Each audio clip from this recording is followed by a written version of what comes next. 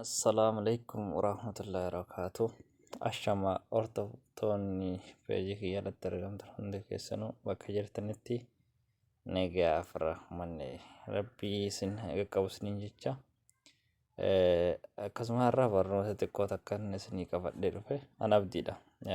Warroonni maatii chaanala kiyyaa ta'uu barbaadan YouTube kiyya subscribe godha jechuun isin gaafadha.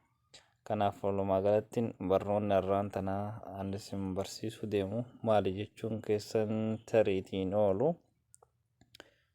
waan dheertullee miti waan gabaabduu fidee yeroo takka takka isin barsiisa.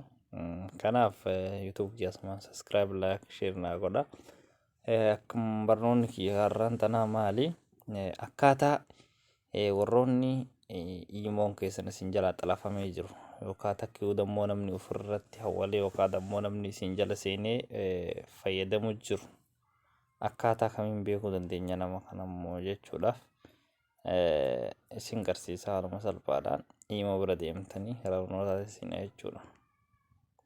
Imoo bira deemtaniitumaan bakka profaayilii imoo keessanii suuraan keessan irra jiru dhayxan.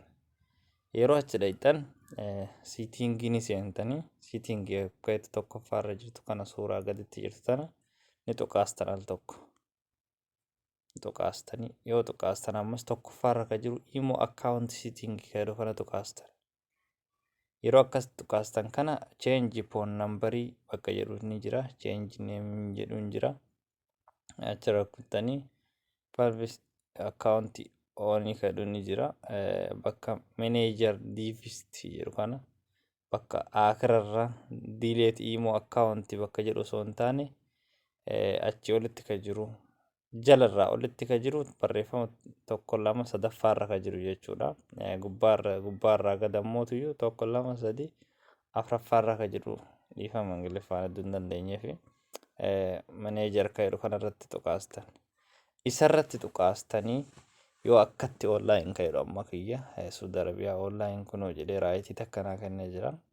Akkatti yoo isinii baase namni isin jala hin jiru jechuudha. Yoo akkatti online bakka jedhu kana lama isin as jara fireen lama jiraate namni isin jala jira jechuudha. Akkaataa ammoo itti of jalaa baastan isin garsiisa taraa lammaffaa irratti chaanala kiyya subscribe warri haaraa taatan subscribe naa godha share naa godha. Barnoonni kiyya har'aan tana asuma irratti dhaabbata. Galatooma horaa bulaa.